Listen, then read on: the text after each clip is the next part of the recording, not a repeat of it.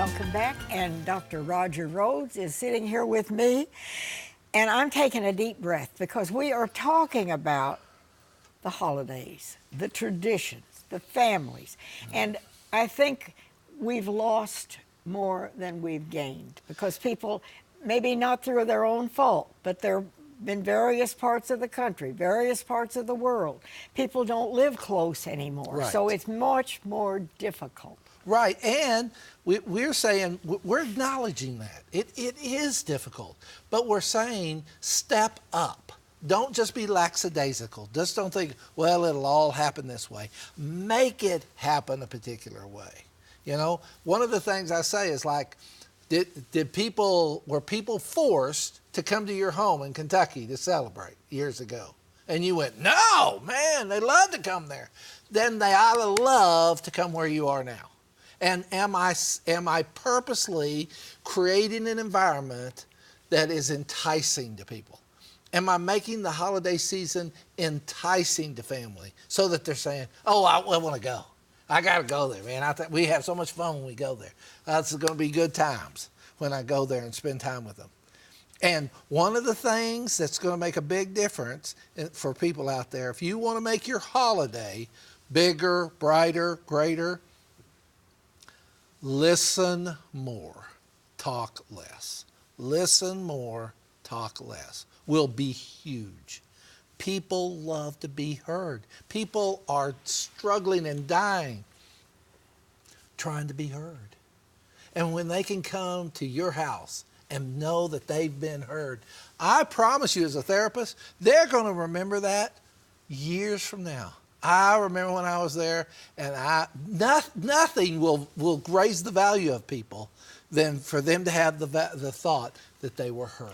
Have we forgotten, in this crazy world we're finding ourselves, have we forgotten how to share, how to listen to each other, how to talk with each other?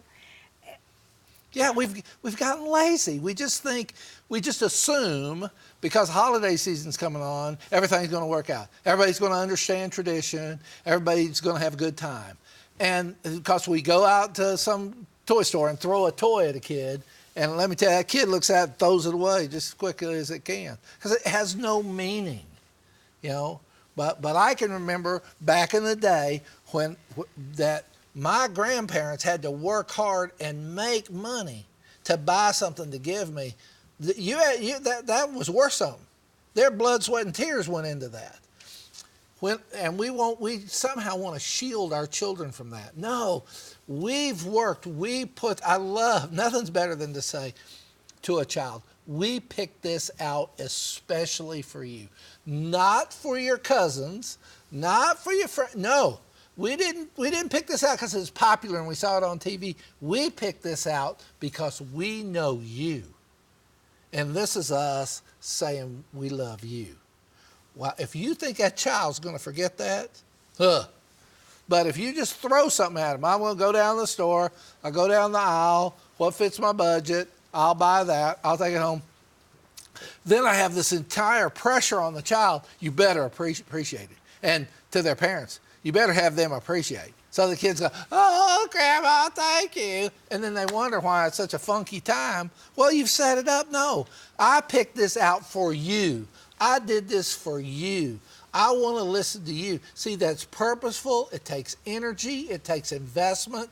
And if what I'm telling you therapeutically, if you want to have a better holiday season, you set in motion what we're talking about today for the rest of the year. And I promise you, call me back through your pay. Call me back. Let me know. Oh, I did that. It didn't work. No, I want to see that. That isn't going to happen. No. If you take the time, and what we're saying here is when you all lived in a small area. It was easy. Yes. It was a lot less energy, and they knew you better. They just knew you better. And it's hard when I've got relatives in, 3 or 4 states over. That's right. And I'm on Facebook with them. I know them a little bit. I mean, I can recognize them, but I don't really know them. And they know that. But when you come in and you listen and you work, I love my wife with the grandkids. She when the grandkids walk in, she gets off the chair, she gets on the floor with them. And she plays with them on the floor. So this just happened the other night. She spent more time on the floor than she did in a chair. Well, don't think the kids They'll don't remember that when, yes. when they're grown. Right. And did she have to put herself at a level of discomfort to do that? Okay. Yeah. Yeah. So now we've talked about all the things that are wrong. And they are. Yeah. How do we reach out and rekindle?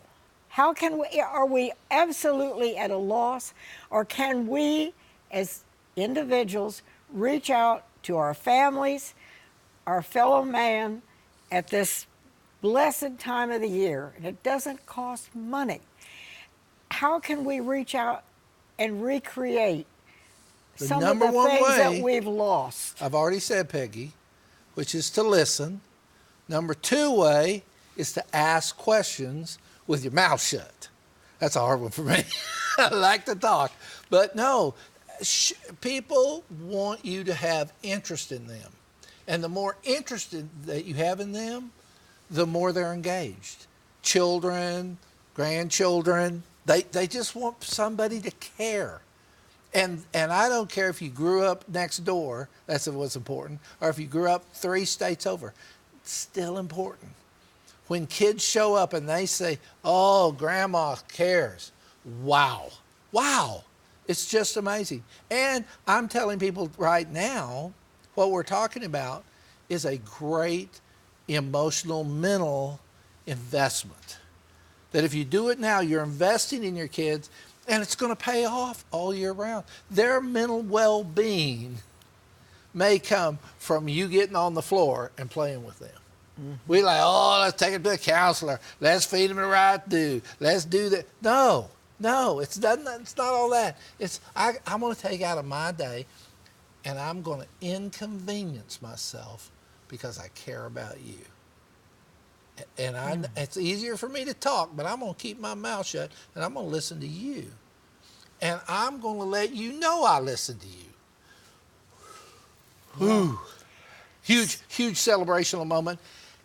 Year-long results. People just going to be amazed how many good emotional moments that creates for the life of a child, life of grandchildren. So as we head into this very special time, we need to stop and listen to others. We need to reach out to people that, especially if somebody's alone. Yes. Just to reach out and say, I care about you. Be inclusive, not exclusive. Easier in our world, it's, we all say no man's an island, but then all we talk about is how to make an island. No, no, they're not going to come knock at your door and say, include me. That's going to be too uncomfortable. Be in a spirit of inclusiveness. People love to be included, but you have to make the first step. And is it going to be a little comfort issue? Yeah. It's going to be a little uncomfortable, but the result's huge.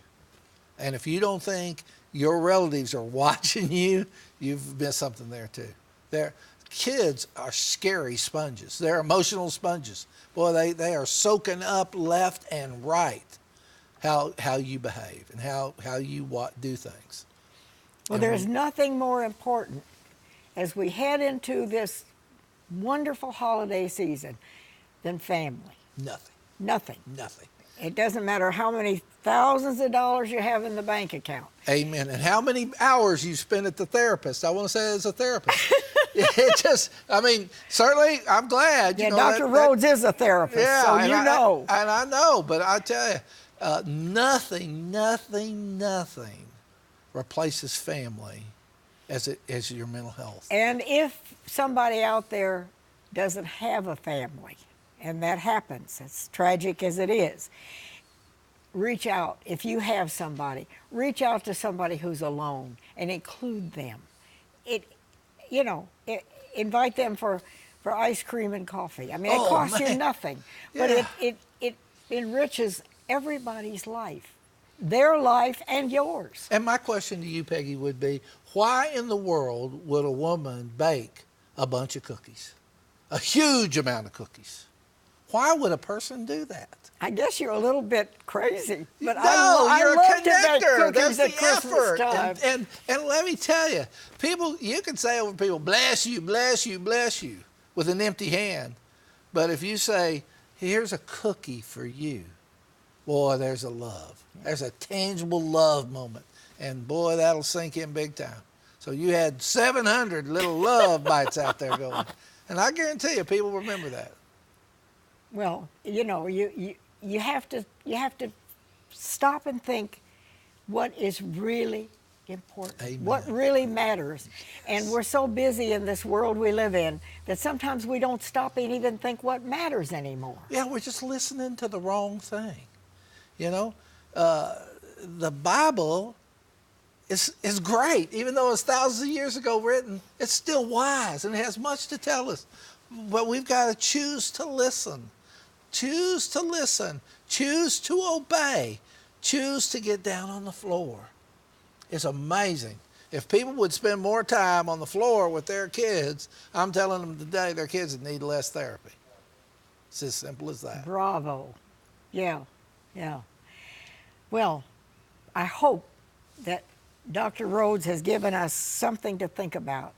And I think I'm going to go out, I'm going to start baking cookies again. Amen, amen. That's what it's about. That's going to be more important than going to some store and buying some big Christmas deal. Goodness, I see people do that and I'm thinking, wow, what a little cookie will have more impact on a person's heart than some big Christmas display. So it's all about caring. Yes.